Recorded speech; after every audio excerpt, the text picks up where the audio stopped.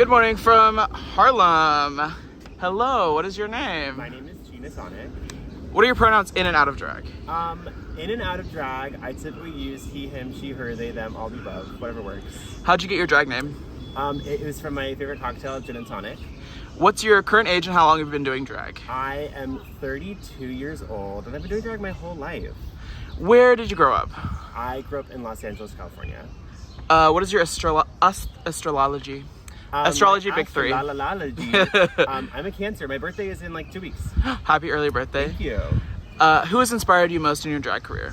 Oh, that is a great question. I'm really inspired by so many drag artists. Like I love, the live singing queens like Trixie Mattel and Jinx Monsoon and people who act and perform, and a lot of old movie stars like Goldie Hawn and Bette Midler and Barbra Streisand. What has been your favorite city or borough to perform in? Oh, wow.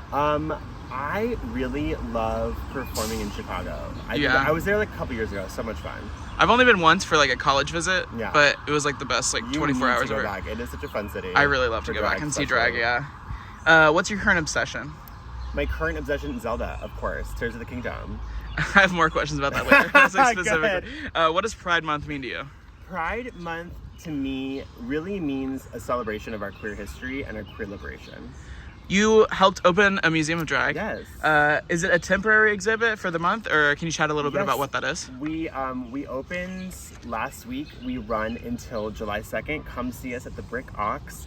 It is a celebration of the past, present, and future of drag. We have exhibits about Mae West in drag and drag bands, and we have an exhibit about William Dorsey Swan. There's also a local drag exhibit, so come see us. It's a suggested donation, and yeah, it closes July 2nd, so hurry up and get there. We worked together at two of the biggest venues in New York. We did. Before we got the chop because our producer fled the country. Correct. What was your takeaway from those gigs? What did you like most about those? What did I like most about them truly was working at such a nice professional venue. Like we had real dressing rooms with like craft so well taken care of for the most and, part, yeah. There was like professional lighting and sound tech, which helps me because I'm a live singing queen, so that was really helpful. So I want to see more drag artists take over more professional venues like those two. What's your least favorite part about getting into drag? My least favorite part is truly the amount of time it takes, especially during the summer when it's nice and sunny outside and I just want to lay in the park and I have to be in my bedroom putting on makeup. Yeah, and also like getting the tights on, it's like, especially in the summer, like it's a workout. Like it's a workout getting into drag. It truly is. Describe your first drag look. My first drag look, well, depending on how far back we go, when I was 5 years old, I put me and my cousin into drag using my mom's doll clothing. I also, in college, was in the Three Penny Opera, the musical, and I was in this fabulous, like, Victorian gown playing a prostitute. So there's been multiple first times for me. You were in a little deleted scene in the Bros movie. Yes. Did you have fun that day? I did. It was actually 2 days. Uh-huh. It was like two, 16-hour shoot days. It was so much fun. Everyone was so sweet. I got the biggest, warmest hug from T.S. Madison. She is a goddess. A dream. Yeah, truly a dream. What was it like pretending to throw up on people? It was really wild. They gave me a mush of like bananas and oatmeal mushed up from the props department, and I just had to like spit it out on this famed Broadway actress, and it truly took all of the like acting technique I've been working on my whole life to make it happen, and then I got left on the cutting room floor. Yeah, you're like all of this trauma Truly, of like working up to like being able to pretend throw up on somebody. It was fabulous though, because I was there with like Billy Eichner and all these truly icons of like LGBT film and TV, and the entire cast and crew, everyone gave me a standing ovation after we shot that. So it was a wild feeling. And at least you got the footage. And I have the footage, yes. That's what counts. Somewhere out there. You have a great following on social media. You're always sharing history, fun facts, and being a voice for the history of drag. Yeah, thank you. Who has some of your favorite stories in terms of historical drag icons? Great question. There's some really cool ones, I think, from the English Victorian era. There are these two drag queens who would go out and drag, and they kind of caused, if you guys know what gross indecency is, it was when like gay sex was illegalized in the Victorian era in England, and they were the ones who their promiscuity kind of caused that. So that's like one of my favorite stories. You sew a bunch of your own looks, right? I do. What are some of your go-to silhouettes? Oh, great question. One thing I have learned from the Great Bianca Del Rio is you find a silhouette that works for you and you just repeat it over and over again. Mm-hmm. So I love like a little either halter top or like a tank top, and then either a pencil skirt or like a circle skirt, very flouncy, flowy. But yeah, you can, if you just learn how to make a couple tops, couple bottoms, mix and match, you got it. Ton of outfits, yeah. And you can also like, take stuff from your closet. This is how I learned, is like taking stuff from my closet, laying it out really flat, tracing it, and cutting it into something different. That's exactly the same. What I do. Yeah. Exactly what I do. You have a drag kid whom I've worked with as well, Trash Ketchum. How did y'all meet? We actually met through another drag queen, my friend Summer Orlando, and we bonded. Summer is a Connecticut queen, and so Trash Ketchum and I bonded over a train ride from New Haven to New York, and that was before she started doing drag, and we've been best friends ever since. And then, like Mother's Day 2020, she became my drag daughter. You produced some big shows together. Yeah. Caveat, Lori Beachman. Yeah. What do you love most about working together? We just have, because we're such good friends, we have like a really close rapport, and like I think a lot of our talents kind of counterbalance each other. She's really good about getting us in all the newspapers and all the headliners, and I'm really good about getting us in all the venues, so it really balances out really well. Are you more of a type A person or a type B person? Oh, type A is like really anal retentive. Yeah. Yeah. Type B is kind of disorganized. Yeah, I go can with the be flow. Really yeah, it can be kind of type A sometimes. Mm-hmm. I like to get shit done. What instruments do you play? What instruments do I play? I play the ukulele, which you can also see on my social media, and I dabble a little bit in piano and guitar as well. I took piano lessons like until I was like for like 4 or 5 years, like growing up, and I'm so mad that my mom let me quit. I know, me too. Like, why did you let me quit? I can play enough to like figure out the melody of a song. Same. Yeah, I can kind of read, like as long as I remember where middle C is, like I can like It's hard because figure you it out. a multitasker for piano because you have to do left and right hand at the same time. And that can be hard for me. Yeah. New York, baby. If you could only sing one song for the rest of your drag career, what would it be? Great question. Probably I Will Survive. It's one of my favorite songs. I do it at so many shows, and I think it's a beautiful song about like queer resilience, so I love it. Top 5 favorite Pokemon, and I will be judging you. Oh my god. Okay, I have so many new favorites from the new there's some really good ones. Generation. I really love Doc's Bun. I'm like, if you're catching me like shaking the I have ants all over me. Oh my god, I know, it is buggy in the car. I really love Doc's Bun and Tinkaton from the new games. Oh yeah, Tinkaton's like one of my favorite designs ever. So good, and she's so powerful. Who else do I love? I was a red version kid, so I love a Charmander, Charizard, Carmeleon, that whole. I also love the whole like Dragonite, Dragonair. That line, yeah. Yeah, that whole line. I need one more. Who else do I love? I also love like a good like Abracadabra, Alakazam, that whole line too. I love the ones like Serena's literally wearing like pleasers. Right. Like slay. She's iconic. There are so many drag queen Pokemon truly. We've also bonded a ton about the Zelda game, as you mentioned earlier. Pride Month's wild. Have you gotten to play as much as you'd like? I have been using it as like my like downtime to like chill and like get my mind off of everything you have to do. Yeah. Right, exactly. But I have been really responsible. I try to set like either a timer for myself so I don't spend the whole day playing, or like I'll set like a firm goal, like okay, I'm gonna beat this shrine and then I'm gonna go sew this outfit. Like trying to, really be responsible. Yeah. I have kind of just stayed up and let the sun come up and I'm like, oh, whoops. That is the worst. But yes, I've done that as well. I'm just like inventing time to play, and then it comes back. Which is like in line with the story, is like inventing time is perfect. Oh, totally. In line with Zelda. Without spoilers, what's your favorite part about that game? Oh, I don't think this is spoiling too much because it's introduced very early in the game, but one of the new game mechanisms is they've kind of combined Zelda and like Minecraft, so you can build things. Yeah. And at first I found the building very tedious, but once you get the hang of it, it's actually very fun, and you can really use it to really customize the game to your liking and do whatever the hell you want. Yeah, I know we talked about it, but like if you get stuck or something, or you're just like, just make whatever you want and go around it. You can climb this mountain, or you can build a hot air balloon and fly to the top of the mountain. Yeah. And like work smart, not hard. And rocket shields, like rocket it's ships, so yes. it's so good. Can you show us your most viral TikTok or describe it? Oh, yeah. I think one of my most viral is I just write these like little like ukulele anthems, and one of them is me singing if you see me on your FYP. Oh, I know what you're talking it means you're LGBT, but of course everyone is like, yes, I'm gay, I'm queer, I'm bi, and they comment, and that builds engagement, and that made it take off. So with going along with like, you know, having a social presence, you also get lots of hate comments. Yes. What do you do to kind of separate yourself from that? You know, we are still working on this. I really try my best to tell myself that, you know, they're not real people. It's not real. All of it's fake. It's all social media. But it does get hard. I will admit it is tough. Yeah. What, like, is there kind of something you tell, like, that's just what you tell yourself, like, you just, it's kind of fake? Yeah.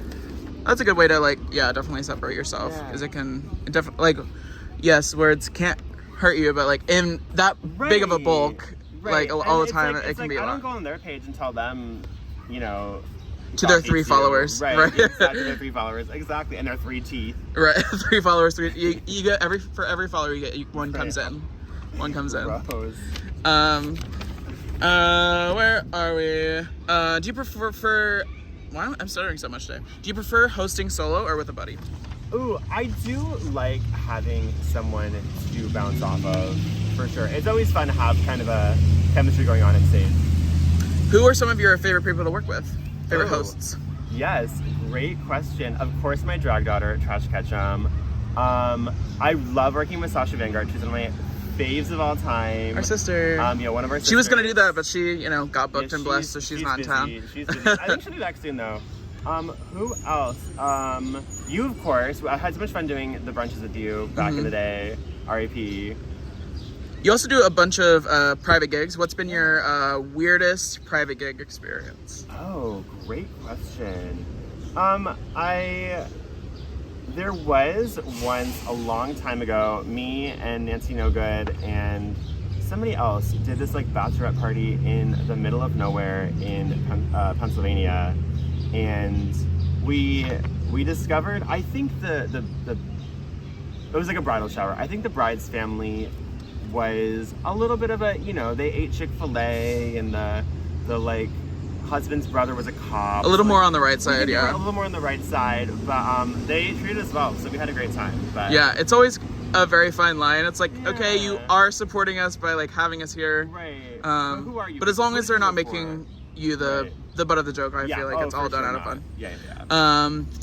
What is the latest you've ever been to a gig? We all know that drag time is a thing. What's the latest you've ever been? She was early today, for anybody who was wondering. I was early. There's definitely been some gigs where like I have for sure, like I couldn't quantify how late I was, but like was literally like getting my shoes on, arriving to the gig, getting my shoes on, and like getting right on stage to like perform like right away. Like there have been some times where I've been hitting it very close. What drag competitions have you done? Oh, wonderful question. Way back in the day, I did So You Think You Could Drag. That's what I thought. Yeah, it was like big around one at New World Stages, and that used to be like the who's who's. And that was who was the host? That's what I thought. Yeah. It was like the who's who of drag competitions. Basically, back in the day, you could do that, and I didn't even win. And I like from that built a huge social media following and had gigs lined up. I think it's changed a lot nowadays. Like there's a lot of smaller competition. It's a little harder to break through. Yeah, these days. There are lots of little ones. Yeah. I think I moved to the city in 2019. So like right. I think a couple years after that happened. It was fun. But I always like go back and watch videos. I'm like, I would have loved to have done this. Right. What did you get up to during quarantine?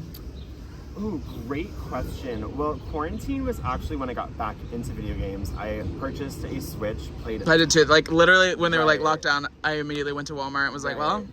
Purchased Animal Crossing and played that a ton.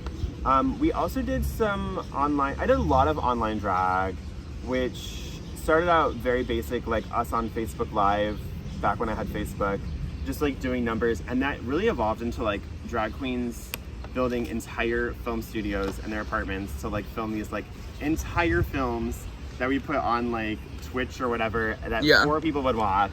Yeah. And we'd make $5 doing, but it was a damn good time. Yeah, it was. I do kind of like.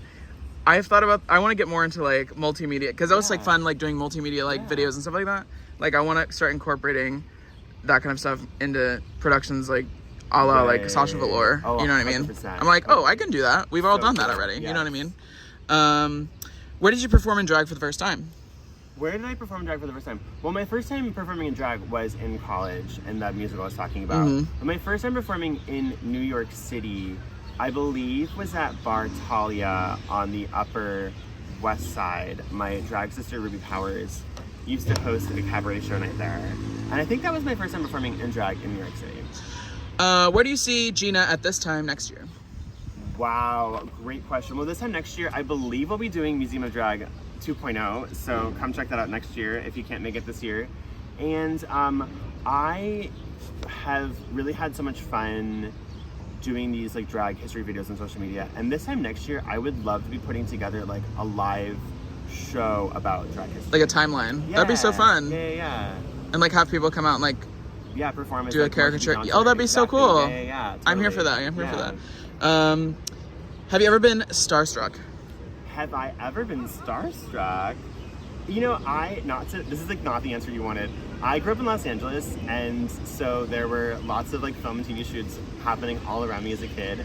So I am just so used to like seeing celebrities as such and especially now living in New York City, it's such a norm. But I do live in Astoria, which is of course where Miss Alexandria Ocasio-Cortez is the congressperson. And I do get a little starstruck every time I see her because she's so fabulous. You're like, yeah.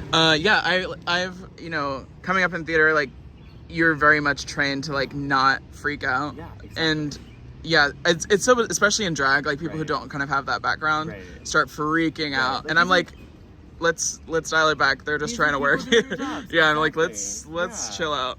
And also like I work on the Upper West Side in like a little cafe. And we have tons of Broadway stars and stuff come in, and like everybody gets starstruck so easy. I'm like, they're just trying to get a bagel. Everybody calm down. I will say it is always fun if you're in the theater district, like at like right before a half hour call, like 7 o'clock at night. You see all the Broadway actors like rushing to their gigs. It's so fun. I also love like Garment District too, just like looking around and be like all the real girls and like stuff like that. I'm like, everybody's getting their all-stars look, and I have it's cool. a friend who ran into Bob Mackie in the fashion Can you imagine? Years ago, yeah. She's like, are you? Right. Yeah, that'd be cool. What advice do you have for someone with stage fright? Oh, great question. I really think because I still get stage fright to this day, and I really think it's about just rehearse a ton, practice it until it is inside your bones, and then it'll be second nature to you. You can just go out there and just do it, and it'll just come naturally. Especially if it's like something like singing. Yeah, absolutely. Like I sing live sometimes too, but like I feel like if it's like a lip sync or a dance, like that comes second nature like very easy. But if it's like words or something like that, like I really have to really have to rehearse. The lip singing comes second nature to you because you've been practicing it a lot. Right. Once you just get it in your bones, it'll be so easy. If you were a type of cheese, what would you be? Smegma? Oh, no. I do love Swiss cheese. I'll say Swiss cheese. Oh, because the holes. Yeah, she loves a good hole. Favorite cartoon? Steven Universe, for sure. How do you make your hip pads, or where do you buy them from? Oh, great question. I do not make them. I do not have the time for that. Have you ever made them? I've never made them in my entire life. Chiffon Dior of work.com actually made, I think, my first 2 pairs of hip pads. And now I get mine from Planet Pepper, which are that's where I got mine too. So convenient, so easy. Check them out. Planet Pepper, amazing. Are you more of an introvert or more of an extrovert? You know, I am an extroverted introvert. I obviously am extroverted enough to like be here doing this interview, to do drag, but I do need my me time to like recharge. Yeah. For sure. When did you find out that you were the world's greatest dancer? Oh, well, that is news to me at this time. So thank you so much for bequeathing this title on me. Thank you. I will be at the Glams. What is your favorite rom-com? Favorite rom-com? I really love She's the Man with Amanda Bynes. I love the Shakespearean ones. They're so much fun. One thing that nobody knows about you. One thing nobody knows about... Or not a lot of people know about you. I was born on the 4th of July. It's straight pride. Yeah, straight. It is straight pride. It is straight American pride. It is so true. That was, well, I guess you're from the West. Do a lot of people go all out on the West Coast? I definitely think they go a lot more all out on the East Coast than the West Coast. Yeah, I was driving through this small town in Delaware, and they just had gone all out. The entire town was celebrating, and I never saw that back home in LA. Yeah. But the East Coast does go hard for 4th of July. Yeah, I'm from the Midwest, Ohio. It's very much like cookouts galore. Like, it's usually like family reunion. Instead of like planning a family reunion, that's kind of what the family reunion is. That's cute. It's kind of wild. But what part of New York do you live in? I live in Astoria, Queens. You've done tons of pride parades. Yeah. What do you love about going to those? You know, I truly love, I've been saying, you feel like a Disney princess in the parade at Disney World. Like, you're just up there on the float, waving to everyone. Yeah. And like, the first time I did it, I was just like really emotional because like, literally everywhere you turn, there are just people cheering for you. And it is truly such a great feeling. And I hope that everyone gets the experience of marching in a pride parade. What is your dream gig? My dream gig, I would love to have my own TV show. If you could trade lives with one person for a day, who would it be? Oh, I would trade lives with a dog. Honestly? Yeah, I would trade lives with a dog and just get pet and fed all day and lay in the shade and have a great time. Do you do any impressions? No. Well, give us your best one of anybody. Who can I do? Maybe your best Trash Ketchum impression. I don't even know if I could do Trash Ketchum. She's just annoying. Just being annoying all the time. What is next for Miss Gina Tonic? What is next for me? Going home and having some breakfast/lunch. What is the trick to making sure your wig doesn't fall off? Oh, a great question. When you tell me, let me know. I'm kidding. I'm kidding. My trick for making sure my wig does not fall off is I just don't move that much. If you stay upright, I stand upright. I don't do any flips or kicks or twirls. I'm just fabulous. Yeah. Who are some of your biggest fans? Who are some of my biggest fans? Probably whoever's watching this, because they will have to sort out the YouTube link, which means you're a big fan. And if you're watching now, you're like 20 minutes into this interview. True, so. It's true. Any future projects you can share? Yes. Come see the Museum of Drag. July 2nd. Closes July 2nd. July 2nd. I'm also putting together for the... Oh, I'm going to fuck this up. I think it's the West 103rd Street Open Street. We're doing a show July 16th to celebrate International Day of Drag. So come see that. I will be there. I'm also performing at the closing night party for Mo Drag on June 30th. So come see that. And yeah, go to my social media for everything else coming up soon. 2 more questions for you. Where can we see you the rest of Pride? I guess you already talked about that. Where can we see you after Pride? Do you have any like regular shows or any like big productions coming up? Yeah, no, that will all be listed on my Instagram and my TikTok. And where can we follow you there? So every handle, TikTok, Twitter, Instagram, Venmo, PayPal, Cash App, all of that is just at Gina Tonic NYC. That's Gina Tonic, like who I am. NYC, like where I am, because I'm always drunk and I always forget those two things. It's lovely chatting with you. I always love that little like Thank you. It's a good one. Thank you. It's a good little slogan. But lovely chatting with you. Good to see you, and I'll let you get back to your lunch. Thank you so much. Bye. Happy Pride. Bye.